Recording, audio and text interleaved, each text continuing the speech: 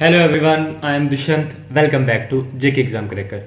तो आज हम पढ़ेंगे कल और आज के इंपॉर्टेंट करंट अफेयर्स 12th और 13th के, जो भी आपके exam related important current affairs रहेंगे। जैसे आपको पता है हमने करंट अफेयर सीरीज स्टार्ट की है, तो आपके एग्जाम रिलेटेड जो भी रहेगा वो हम पढ़ेंगे। और अगर आपको मंथली करंट अफेयर पढ़ना है तो आप हमारे यूट्यूब चैनल के प्लेलिस्ट पे जा सकते हैं। वहाँ पर आपको ओलंपिक्स का भी मिलेगा, पैरालंपिक्स का भी मिलेगा। अब हम थोड़े दिनों में या आजकल में हम आपको एक पैरालंपिक्स का एमसीक्यू भी दे देंगे। और अगर आपको ओलंपिक का एमसीक्यू चाहिए तो आप हमारे एमसीक्यू वीडियो देखनी है तो आप हमारे यूट्यूब के चैनल के प्लेलिस्ट में चले जाइए और वहाँ पर आप मंथली का देख सकते हैं। और अगर आपको उनका पीडीएफ चाहिए तो पीडीएफ आपको ऐप पे अवेलेबल होगा। अगर जो हम डेली करंट अफेयर पढ़ रहे हैं इसका पीडीएफ चाहिए तो पीडीएफ आपको टेलीग्राम पे अवेलेबल होगा।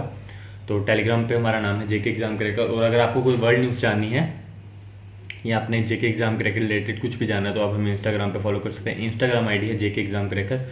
तो चलिए विदाउट डिले स्टार्ट करते हैं 12th और 13th सितंबर के important current affairs. First question देखते हैं। The IIT Madras was ranked the best higher education institution in the country by the union minister. Which institution scored the second spot? तो IIT Madras का first spot है rank the number 1 higher education institution by the country by the union minister. तो second किस spot किसको मिला है? Second spot मिला है Indian institution of science Bengaluru.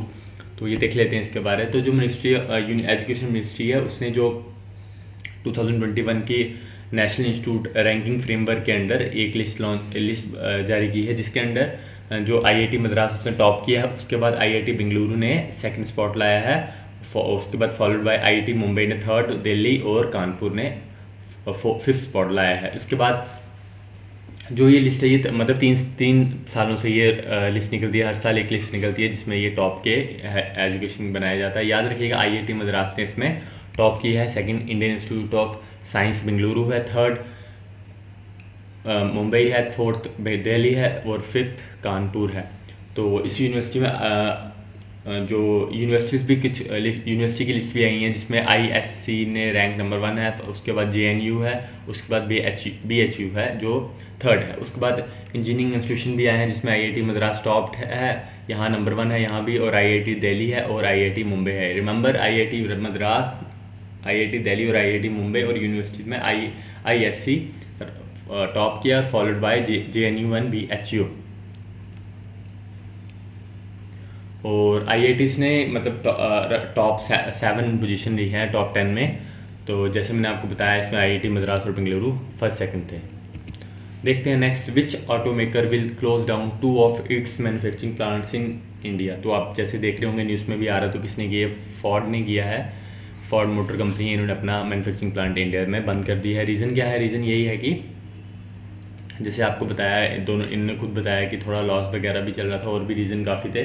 तो इन्होंने अपना जो भी अपना प्लांट वगैरह है, जैसे इंडिया में इनके 2 प्लांट हैं, एक चेन्नई में है, एक चेन्नई तमिलनाडु में है और एक गुजरात में है, दोनों प्लांट्स को बंद कर दिया है।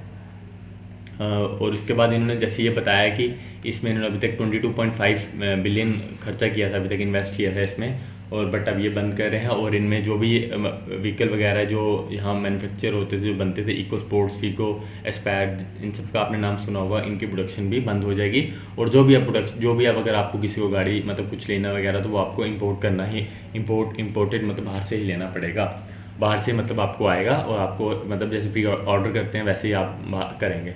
जैसे इंडिया में कुछ कार्स बाइक्स भी ऐसे भी हैं जिसके लिए आपको मतलब बाहर ही वो मैन्युफैक्चरिंग होती है, तो आपको बाहर से ही मंगाना पड़ता है। तो वैसे ही बट फिगो का क्या था कि यहाँ मतलब जो ये जैसे फोर्ड का क्या था कि मैन्युफैक्चरिंग इंडिया में प्लांट था, बट अब इन्होंने बंद कर दिया। तो हमें सबको जिसको भी इनकी गाड़ी परचेस करनी होगी तो उनको इम्पोर्ट ही करनी पड़ेगी।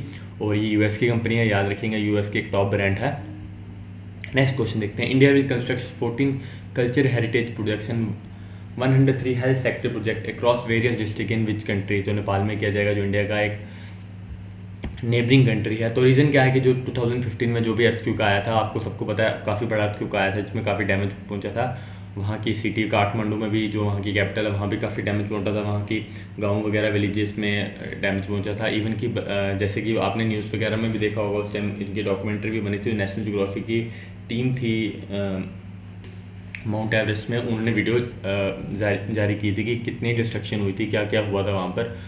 तो उसके लिए जो भी मतलब जैसे 14 कल्चर हेरिटेज साइट्स हैं और 103 हेल्थ सेक्टर में इंडिया इनकी हेल्प करेगा। और इंडिया में ऐसी जो नेपाल में है, और जो central level project implementation unit है जो नेपाल का है, इन्होंने क्या किया है, और इनके नेशनल एयर रिस्ट्रिक्शन अथॉरिटी के साथ मिलके इन्होंने MOU साइन किया है कि ये 14 कल्चर हेरिटेज प्रोजेक्ट्स को और 103 हेल्थ सेक्टर प्रोजेक्ट्स को वहाँ पर नेपाल की डिस्ट्रिक्ट वगैरह जहाँ भी हैं वो उनको बनाएंगे कि जो वहाँ का कल्चर था, जैसे आपको पता होगा वहाँ का जो हेरिटेज कल्चर था उसको दोबारा वैसे किया जाएगा जो डैमेज हुए थे 2015 अर्थक्वेक में। नेपाल की कैपिटल है काठमांडू, करेंसी है नेपालीस रुपी, और जो प्रेसिडेंट अभी रिसेंटली बनाया विद्या देवी भंडारी जी, और प्राइम मिनिस्टर है शेर बहादुर देउबा जो नेपाली कांग्रेस के हैं। और नेपाल किस किस के साथ अपनी हमारी इंडियन स्टेट के साथ बॉर्डर शेयर करता है, जैसे मैंने आपके एग्जाम के लिए लिखा है, उत्तराखंड के साथ, उत्तर प्रदेश के साथ, बिहार के साथ, वेस्ट बंगाल के साथ और सिक्किम के साथ। नेक्स्ट देखते हैं, which portal was recently launch by the union minister of environment, forest and climate change for the regulation of air pollution in the 132 cities across the country. तो उसका नाम प्राण है। तो इसके बारे में पढ़ लेते हैं। यूनियन मिनिस्टर जो हमारे एनवायरनमेंट, फॉरेस्ट और क्लाइमेट चेंज के जो हैं भूपेंद्र यादव जी, इन्होंने ये लॉन्च किया है, प्राण नाम है, पोर्टल लॉन्च किया है जिसमें 132 सिटीज़ जो भी एयर पोल्यूशन वहाँ का वहाँ देखा जाएगा और वहाँ के मॉनिटर किया जाएगा उसके बारे में। प्राण की फुल फॉर्म क्या है? प्राण की फुल फॉर्म आप याद रखिए, एग्जाम रिलेटेड इंपॉर्टेंट है, portal for regulation of air pollution non attainment cities, portal for regulation of air pollution in non attainment cities, याद रखिए प्राण। और ये नेशनल क्लीन प्रोग्राम कब लॉन्च किया गया था, या आपको एग्जाम में आ सकता है कब लॉन्च किया गया था? 2019 में लॉन्च किया गया था, और ये 5 ईयर का एक प्लान है। Which company has appointed Jim Lanzone as its new chief executive officer? तो किसने किया है? याहू ने। आपको पता है याहू को काफ़ी लॉस भी हुआ था क्योंकि कंपनी ने कुछ मतलब अपने आप को अपडेट नहीं किया, उसके बाद इनको काफ़ी लॉस हुआ था। तो अब पढ़ लेते हैं। इसके बाद याहू ने अपनी जो डेटिंग ऐप है टिंडर, उसके जो बॉस हैं जिम लैंजोन, उसको अपना CEO बनाया है। तो याहू को भी 2017 में जब वो, जैसे मैं बता रहा हूँ आपको, लॉस हुआ था, उनको वेरिजॉन कम्युनिकेशन है, इन्होंने इसको खरीद लिया था। बट अब ऐसा क्या हुआ, वेरिजॉन कंपनी को भी किसने खरीद लिया? उसको किसने खरीदा? अपोलो ग्लोबल मैनेजमेंट ने खरीद लिया सितंबर 1 को। कितने का खरीदा है? 5 मिलियन का खरीदा, मतलब 90% को खरीद लिया गया है। और इन्होंने याहू का नाम, इन्होंने जो इनकी कंपनी थी वेरिजॉन, इसका नाम भी चेंज करके याहू ही रख दिया गया है। याद रखिए किसने किया है? याहू ने अपने न्यू CEO लाया है जिनका नाम जिम लैंजोन है, जो टिंडर जो डेटिंग ऐप है उसके बॉस थे पहले। और याहू को किसने बाई कर लिया है, ये भी आपके लिए इंपॉर्टेंट है। याहू को अपोलो ग्लोबल मैनेजमेंट ने इसको सितंबर 1 को बाई कर लिया है $5 मिलियन का। और याद रखिएगा ये 90% इन्होंने मतलब ले लिया हुआ है इसको। नेक्स्ट देखते हैं, हिमालय दिवस is celebrated every year on which day? 9 सितंबर को मनाया जाता है। तो ये मतलब क्लीन गंगा प्रोजेक्ट है, तो 9 सितंबर 2021 को इसको मनाया गया था। तो ये किसके अंडर मनाया गया था? नोला फाउंडेशन है वो करती है। इस ईयर की जो थीम थी वो क्या थी? Contribution of Himalayas and our responsibility. जैसे भी आपको पता है गंगा क्लीन ईयर प्रोजेक्ट चल रहे हैं, बट जैसे आपने ये भी देखा होगा कि जैसे लॉकडाउन वगैरह हुआ था उसके बीच में काफ़ी, क्योंकि लोगों का आना जाना कम हो चुका था, और मतलब कि जो पॉपुलेशन थी जो वहाँ इन एरियाज़ में जाती थी उनका आना जाना कम हो गया, तो यहाँ पर गंगा ऑटोमेटिक क्लीन हो गई थी। मतलब गवर्नमेंट ने ये भी बताया था कि जो वो करोड़ों रुपए जहाँ इन प्रोजेक्ट्स में खर्च कर रहे हैं, तो मतलब वो इतना मतलब जितना उन्होंने प्रोजेक्ट में खर्च किया उसका इतना असर नहीं होना था जितना ये लॉकडाउन में हो चुका था। मतलब हमारी एयर भी क्लीन हो गई थी, हमारा पानी भी क्लीन हो गया था गंगा वगैरह में। तो गंगा यमुना जो भी था, जो क्योंकि उसका फैक्ट्रीज वगैरह भी बंद थी, बट तब भी हमें एक मतलब अपने एक रिस्पॉन्सिबिलिटी हमें लेनी चाहिए कि हमें अपनी जो भी नदी वगैरह इनको साफ़ रखना चाहिए, क्योंकि हमारे इंपॉर्टेंट पार्ट है हमारे लाइफ का। नेक्स्ट देखते हैं, हिमालय दिवस कब मनाया जाता है? ये एवरी ईयर 9 सितंबर को मनाया जाता है। तो उत्तराखंड की स्टेट मनाती है क्योंकि उत्तराखंड में गंगा वगैरह जो भी है। तो और ये इसका मेन जो होता है एम क्या होता है कि कंजर्व हिमालय इकोसिस्टम और रीजन को, मतलब वहाँ के जो हिमालय का इकोसिस्टम है उसको कंजर्व करने के लिए और रीजन को कंजर्व करने के लिए। और इसको कब डिक्लेयर किया गया था? 2015 में डिक्लेयर किया था बाय जो भी तब के CM थे उत्तराखंड के। नेक्स्ट देखते हैं, the world largest plant design to capture carbon dioxide of the air began its operation in which country? कहाँ पर किया गया है? आइसलैंड पे किया गया। आइसलैंड कहाँ की है? यूरोप की है।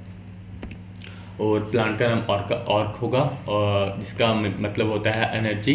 तो मतलब ये कितने 4000 टन एयर को सक करेगी पर ईयर, कार्बन डाइऑक्साइड को सक करेगी 4000 टन पर ईयर, और कैप्चर करके इसको एयर में बदलेगी। और इसके बाद ये क्या कितने मतलब कितने एरिया में बनाया गया था? 1000 मीटर्स में इसको बनाया गया है। और इसकी जो वहाँ की कैपिटल है वो है रियाजाकी और करेंसी है corona.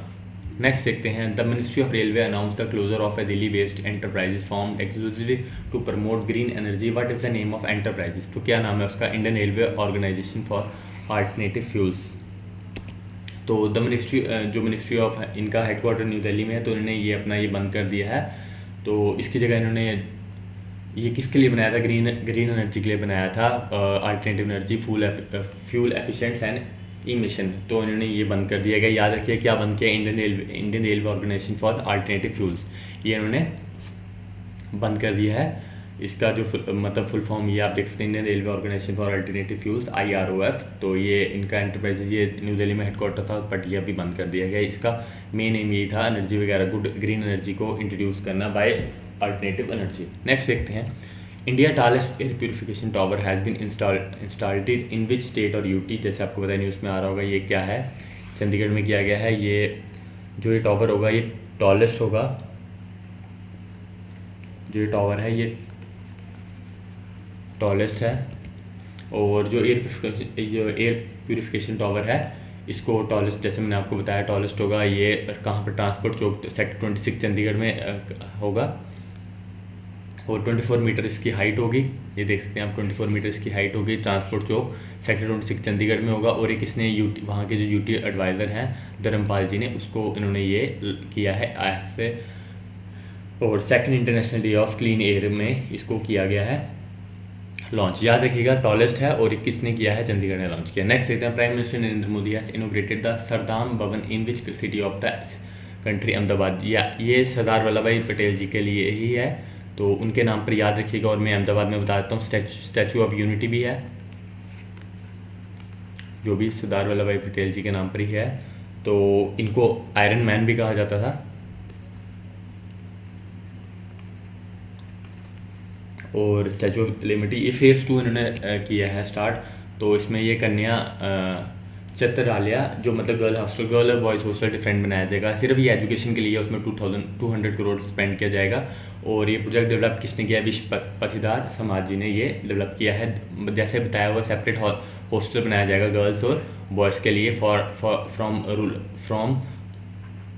From rural areas where जो भी पढ़ना चाहते हैं, अपना करियर वगैरह बनाना चाहते हैं, उनके लिए बनाया गया। दोनों का अलग हॉस्टल रहेगा। और ये किसके अंडर?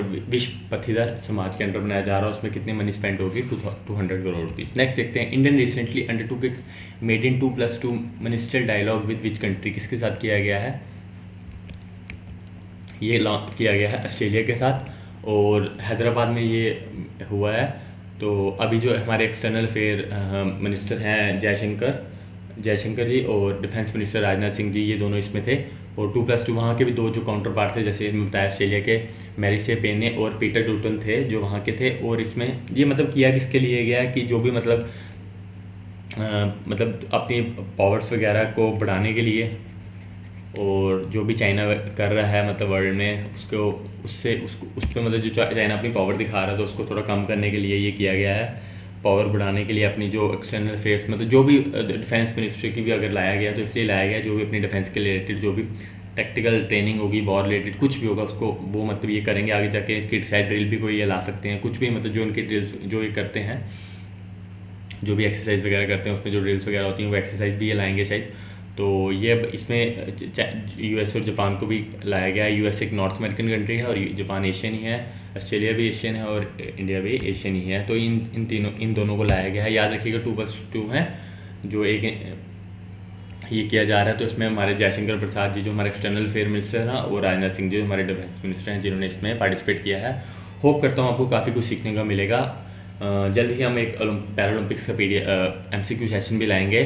तो अगर जो आज आपने पढ़ा है इसका PDF चाहिए तो आपको PDF टेलीग्राम पे मिल जाएगा। टेलीग्राम का नाम है JK एग्जाम क्रैकर। और अगर आपको पैरालंपिक्स और ओलंपिक्स का PDF चाहिए तो वो आपको ऐप पे अवेलेबल होगा।